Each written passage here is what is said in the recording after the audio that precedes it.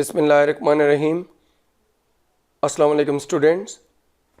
अभी हम इस लेक्चर के अंदर प्रेजेंट इंडेफिनिट टेंस का पार्ट 3 पढ़ने जा रहे हैं।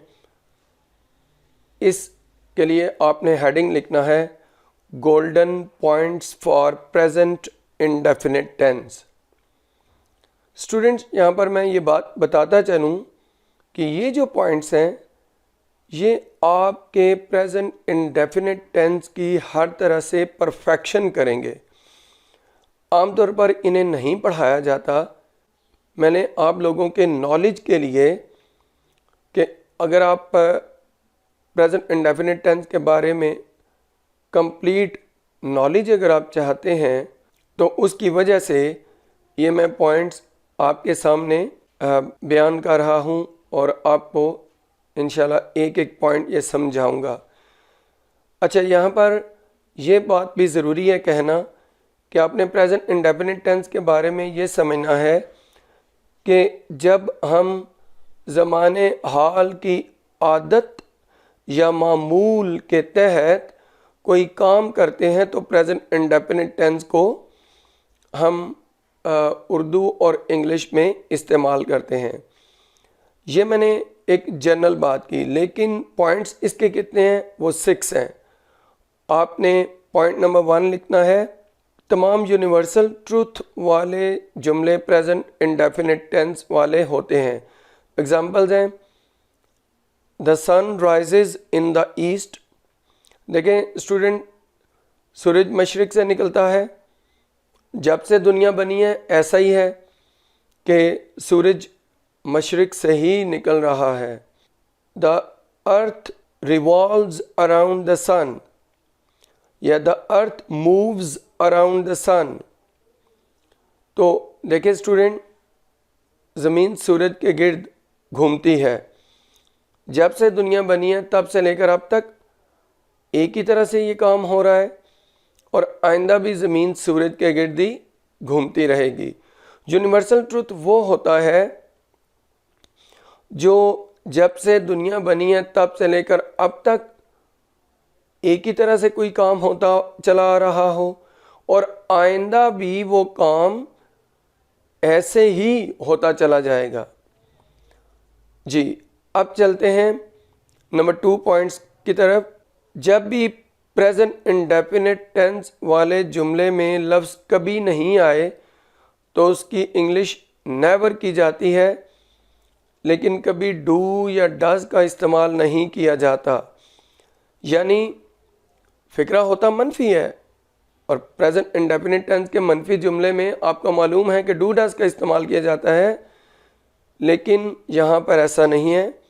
ऐसे ही जुमला लिखेंगे जैसे अफर्मेटिव है। मसलन, वो कभी झूठ नहीं बोलता है, ही नेवर टेल्स अ लाई। मैं कभी दूसरों को धोखा नहीं देता हूँ, I never cheat others. Students, point number 3, ये ज़रा गौर से सुनिए। अगर फ्यूचर इंडेफिनिट टेंस का जुमला हो जिसमें नियर फ्यूचर टाइम दिया जाए, फ़िक्रे में मौजूद काम प्लानिंग के तहत किया जाए और फ़िक्रे का सब्जेक्ट अंडर सम अथॉरिटी काम करे, तो ऐसे जुमले की इंग्लिश फ्यूचर इंडेफिनिट टेंस में तो की जाती है, लेकिन उसकी इंग्लिश अगर प्रेजेंट इंडेफिनिट टेंस में करें तो ज़्यादा अच्छी इंग्लिश तस्वर की जाती है। मिसाल के तौर पर, पाकिस्तान और इंडिया के माबैन अगले इतवार को मैच शुरू होगा। The match between Pakistan and India begins on next Sunday. ये प्रेजेंट इंडेफिनिट में बनाया, लेकिन इसे फ्यूचर इंडेफिनिट में भी बनाया जा सकता है। जैसे the match between Pakistan and India will begin on next Sunday. तो स्टूडेंट्स, ये तो हो गया एक एग्जांपल की 2 इंग्लिश, लेकिन अगर हम नेक्स्ट चलें तो वो क्या एग्जांपल है आप सुनिए। The foreign minister of Pakistan visits America next month. और अगर इसका फ्यूचर इंडेफिनिट में करें, the foreign minister of Pakistan will visit America next month. Students याद रखिए कि इन दोनों ही जुमलों में देखें सब्जेक्ट अपनी मर्ज़ी से काम नहीं कर सकता। जैसे टीमें भी अंडर अथॉरिटी अपनी गवर्नमेंट के अपने क्रिकेट बोर्ड के तहत खेलती हैं, और फॉरेन मिनिस्टर भी खुद से दौरा नहीं कर सकते जब तक पूरी गवर्नमेंट की तरफ से प्लानिंग ना हो, इजाज़त ना हो। और देखें मैचेस भी प्लान्ड होते हैं और दौरा भी प्लान्ड है, प्लानिंग के तहत काम, और दोनों में फ्यूचर टाइम दिया गया है, जैसे नेक्स्ट मंथ या नेक्स्ट संडे। अब चलते हैं पॉइंट नंबर 4 की तरफ। वो क्या है? आपने लिखना है जब फिक्रे में काम करना आए तो उसे वर्ब के तौर पर इस्तेमाल करते हैं, और जब फिक्रे में अपना काम या अपने काम आए तो उसे नाउन के तौर पर इस्तेमाल करते हैं, और फिर ऐसे जुमले में वर्ब डू या डज को मेन वर्ब के तौर पर इस्तेमाल करते हैं। ये एग्जाम्पल लिखिए। पहले हम काम करना की अंग्रेज़ी करेंगे वर्क। वर्क वर्ब भी होता है और वर्क नाउन भी होता है। अगर ये वर्ब हो तो कैसे इस्तेमाल करना है वर्क को? मैं काम करता हूँ, आई वर्क। मैं काम नहीं करता हूँ, आई डू नॉट वर्क। इधर डू हेल्पिंग और वर्क मेन वर्ब है। अच्छा, क्या मैं काम करता हूँ? Do I work. Do helping और वर्क मेन वर्ब है। लेकिन अगर मैं ये उर्दू बोलूँ कि मैं अपना काम करता हूँ, तो फिर होगा आई डू माई वर्क। अब अपना काम वर्ब नहीं है, ये आगे आकर ऑब्जेक्ट बन गया माई वर्क, और करना की इंग्लिश हमने मेन वर्ब डू यूज़ किया। आई डू माई वर्क अगर नेगेटिव हो तो I do not do my work. पहला डू तो मेन वर्ब था, अब नेगेटिव बनाने के लिए को डू नॉट लगाया। ये इसी तरह जैसे आई गो टू स्कूल और नेगेटिव बनाएं, इधर मेन वर्ब गो है और नेगेटिव बनाएं तो क्या होगा? I do not go to school, तो डू नॉट लगा, गो तो मौजूद रहा। इसी तरह I do my work, do main verb, my work object, negative बनाएं तो आई डू नॉट ये हेल्पिंग वर्ब, और फिर आगे do my work, do main verb और माई वर्क उसका ऑब्जेक्ट। इसी तरह सवालिया जुमला, क्या मैं अपना काम करता हूँ? Do I do my work. Do I do my work. तो देखें स्टूडेंट्स, ये डू को हमने मेन वर्ब के तौर पे इधर यूज़ किया करना की सेंस में। जब ये हेल्पिंग वर्ब होता है तो इसका कोई मीनिंग नहीं होता। अब हम ही से इन जुमलों को बनाते हैं। वो काम करता है, ही वर्क्स, इधर वर्क्स मेन वर्ब है।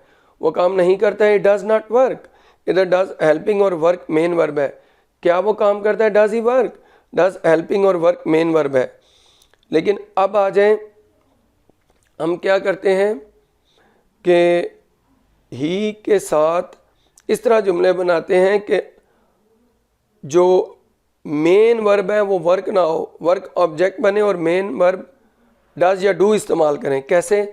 वो अपना काम करता है, जब काम से पहले अपना या अपने आ जाए फिर ये ऑब्जेक्ट बनेगा, और करना डू या डज इसकी इंग्लिश करेंगे। वो अपना काम करता है, he does his work, does main verb, his work object. वो अपना काम नहीं करता है, he does not do his work. Student ये इसी तरह है, ही गोज़ टू स्कूल और नेगेटिव बनाए तो गोज़ को he does not go, does helping और गो मेन वर्ब और ईएस उड़ गया। इसी तरह जब हमने बोला था वो अपना काम करता है, ही डज हिज वर्क, और नेगेटिव बनाया तो he does not do his work. वो जो मेन वर्ब डज है उसका ईएस उड़ गया, क्योंकि पहले नेगेटिव बनाने के लिए डज नॉट आ गया, he does not do his work. आगे क्या वो अपना काम करता है, does he do his work. तो स्टूडेंट ये पॉइंट ख़त्म। अब आपने नेक्स्ट पॉइंट करना है, अगर किसी जुमले में फासले का जिक्र किया जाए तो फ़िक्रे का सब्जेक्ट इट को बनाया जाता है, और अगर वो प्रेजेंट इंडेफिनिट टेंस का जुमला है तो इसका स्ट्रक्चर मंदरजा झैल है। ये स्ट्रक्चर लिखें, it plus takes plus object, bracket में लिखें the doer of the action, यानी काम करने वाला इधर ऑब्जेक्ट बनेगा, ब्रैकेट बंद, फिर time plus to reach REACH plus rest of the sentence.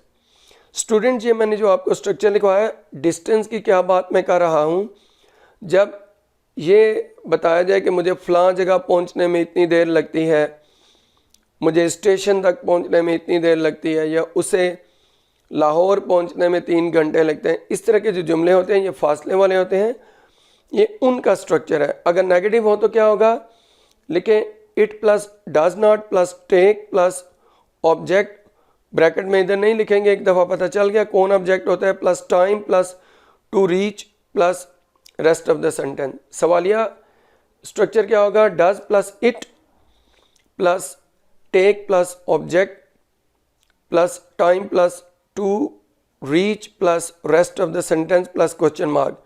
Double interrogative क्या होगा, why, when, where, how plus does plus it plus take plus object plus time plus to reach plus rest of the sentence plus question mark. तो इनका हम एक एक जुमला लिख लेते हैं।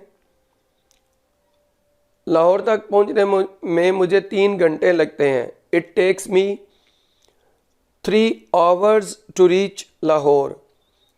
लाहौर तक पहुंचने में मुझे 3 घंटे नहीं लगते हैं, it does not take me 3 hours to reach Lahore. क्या लाहौर तक पहुंचने में तुम्हें 3 घंटे लगते हैं, does it take you 3 hours to reach Lahore. उसे लाहौर तक पहुंचने में 3 घंटे क्यों लगते हैं, why does it take him 3 hours to reach Lahore. Student ये पॉइंट ख़त्म हो गया। लास्ट पॉइंट है कि अगर किसी ज़माने माजी के इवेंट को हम बयान करें तो आम तौर पर पास्ट टेंस में बयान किया जाता है, लेकिन अगर उस सीन में या उस इवेंट में सेंसेशन पैदा करनी हो या सस्पेंस पैदा करना हो तो ऐसे सीन का तर्जमा प्रेजेंट इंडेफिनिट टेंस में किया जाता है। ये मैं आपको लिखवाऊंगा नहीं, जो सीन है ज़बानी सुन लें। पहले मैं पास्ट वाला बोलूँगा कि ये रोमियो जूलियट एक शेक्सपियर का प्ले है, उसमें से है। व्हेन द कर्टन रोज, जब पर्दा उठा, Juliet sat on her chair, Juliet बैठी थी अपनी चेयर पर। All of a sudden the phone bell rang, अचानक फ़ोन की घंटी बजी। शी पिक्ड इट अप, उसने उसे उठाया। And started to talk to someone, और किसी के साथ बातें शुरू हो गई।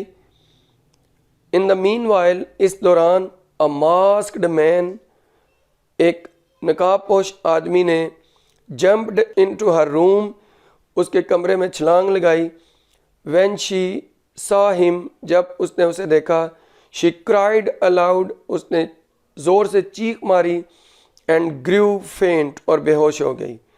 लेकिन अगर इसे हम इस तरह करें कि सनसनी पैदा करनी है, सेंसेशन, ड्रामेटिक उसे रंग देना है, तो फिर क्या होगा, when the curtain rises, Juliet sits on her chair, all of a sudden the phone bell rings, she picks it up and starts to talk to someone, In the meanwhile, a masked man jumps into her room through the window. When she sees him, she cries aloud and grows faint. तो students ये golden points थे जो मैंने आपको present indefinite tense के बारे में बताना थे। अगर आपको ये मेरी वीडियो पसंद आई है इसे लाइक कीजिए, शेयर कीजिए, मेरे चैनल को सब्सक्राइब कीजिए। इस वीडियो से इतना ही। अल्लाह हाफिज़।